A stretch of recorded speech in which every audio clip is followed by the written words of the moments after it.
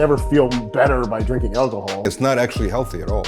I rarely ever eat, crap. Do you think Phil Heath would be able to stand against Ronnie Coleman? That created a different trajectory for bodybuilding. You said that in 2022, before starting your business, your life was in chaos. It constantly evolves.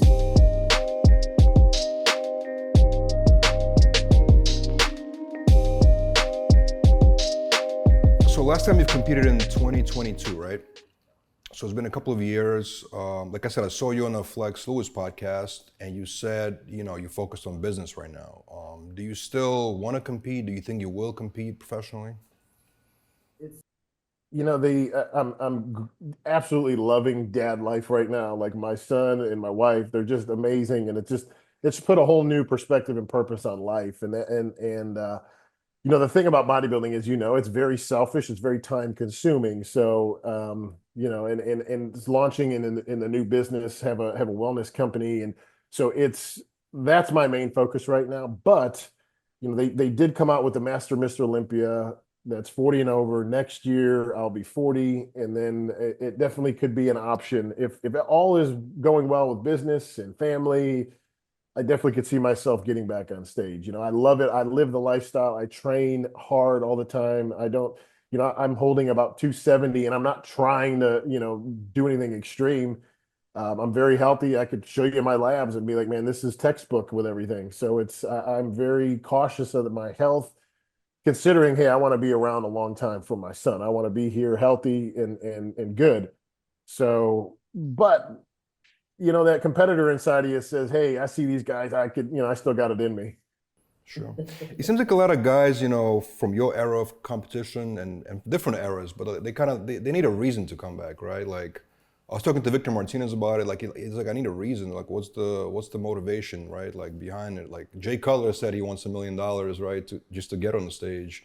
So I hear these things all the time, right? Monetary motivation is big, like just to do it, like, and I explain this to people too that ask me a lot, like, whether I meet them in the gym or, for me to change gears and to go into prep mode, into body, there's things that are going to suffer. Business is going to suffer. Family life's going to suffer. It's going to take a lot of time.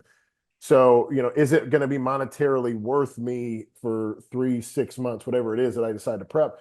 Is it going to be worth getting on, going in the prep and where I'm not going to be making as much money in my business because I'm prepping? Like, or, if I win, is it going to be worth the time I took off my business to focus on the competing? So, that's why I wish there was more money behind the shows in the sport. Like you see some of the shows raising prize money, which is great. It needs to.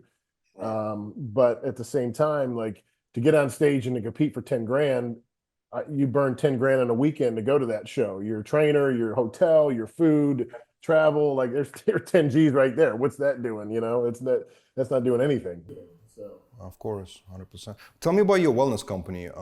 Is it a coaching business? Tell me about what kind of. Yeah, I do some wellness coaching, but it's called Upgraded Human Wellness, and you see a lot of wellness clinics that are really just more or less drug pushing places where like, hey, come get your testosterone here or get whatever.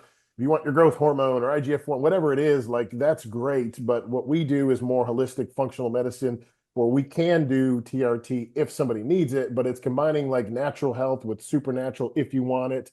But we make a big focus more on the holistic health of people, because if somebody comes to you with low testosterone and says, that may be one thing going on, but there's another reason why that's happening. So if you address the other reason, usually you can get your testosterone to rise naturally. You can optimize somebody, rebalance somebody's body without having to go the pharmaceutical route.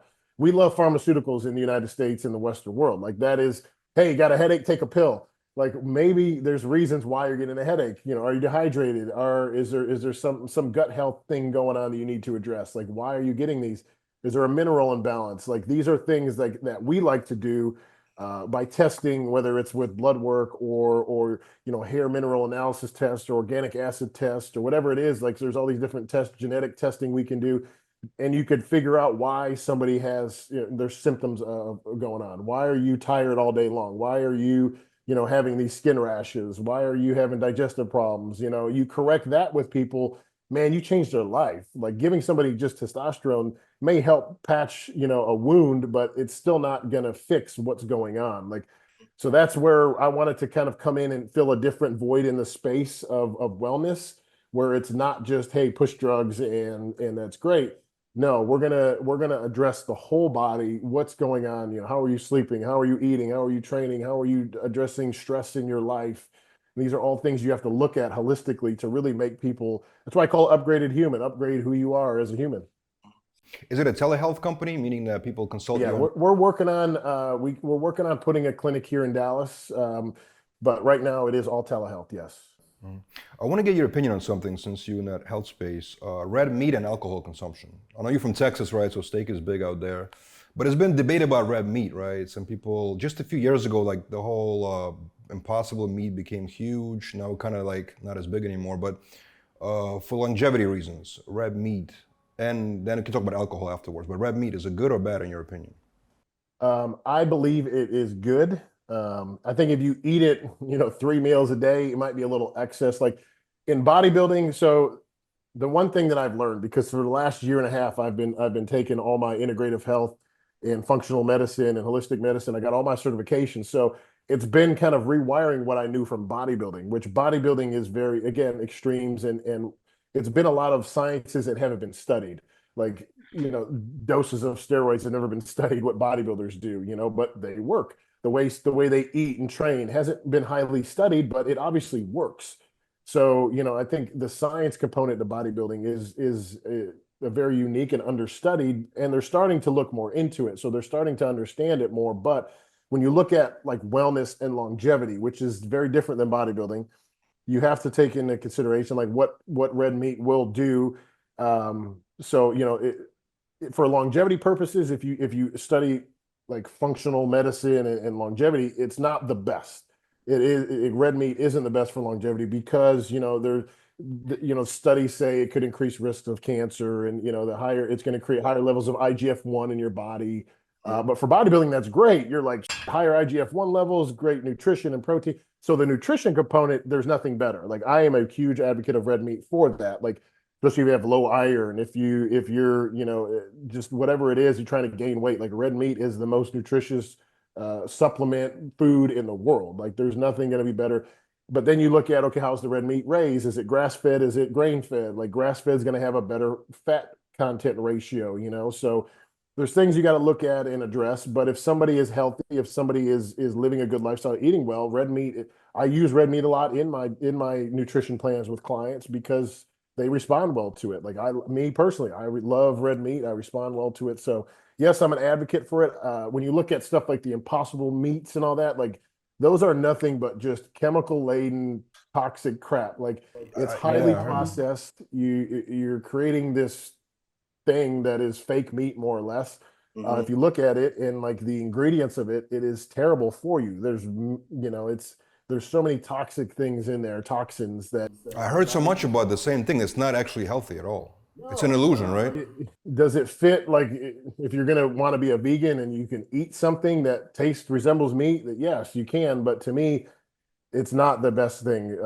It's actually terrible for you, in my opinion. And the way it's made and all the crap and the ingredients, like the less ingredients in a food, the better.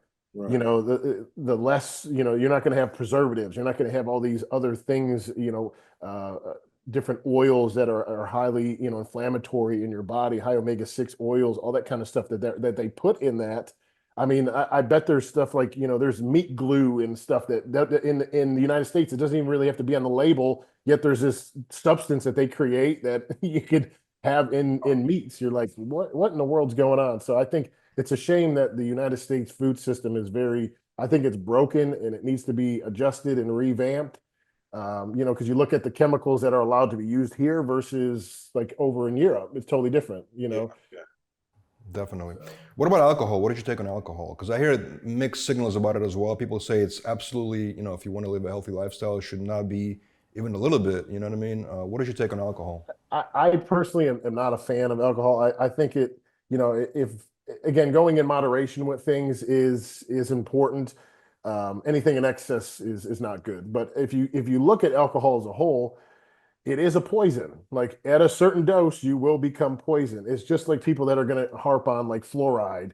Fluoride's a poison. You know, the right amount of fluoride can kill you. The right amount of alcohol can kill you. So, it does it help you, especially if you're trying to compete in bodybuilding, and is it going to help your cause? No, it's not. And I don't think it's not healthy. It takes on average 7 to 11 days for your body to fully process alcohol and get it out of your system when you have a drink. So, so the effects of it long term are not good. You know, for me, I'm a celebratory, like, hey, I'll have a drink. It's your birthday. We'll do a shot, whatever. Like that's fine. I'm not going to sit and try to get drunk, you know, at home by myself on a Monday night. Mm. But you know, and I don't feel like it benefits me in any way. I never feel better by drinking alcohol. Like, you know, I think if that's something that people are facing as a problem, like you maybe need to get some help. But and because a lot of people during the work, like they turn to alcohol to deal with the stress of what was going on in the world. And there was a lot of addiction problems and whatnot that happened during that time. So, but as far as alcohol, no, I'm not a fan of it. If you do want, you know, go out to dinner, have 1 or 2 glasses of wine, like that's okay, you know, but it's to do that every day is not. Mhm. So Steve, you mentioned you're 270 pounds. That's very impressive. I mean, so you still eat a lot of, like, you consume a lot of calories, right? You train a lot, I'm assuming, right? Yeah, I eat well. Like I'm very conscious of the food I eat. I eat very clean all the time. Like I rarely ever eat, you know, crap Mhm. foods, or you know, if I do have a cheat meal or want something, I'll do it. But I'm not a consistent like junk eater, because I always feel better when, and from 18 years old, I've just lived this lifestyle. Loved, you know, I felt better the better I ate. So I just, you know, I use food as function over like pleasure. You know, I look at food as fuel versus like, hey, this is gonna be it's gonna make me feel better.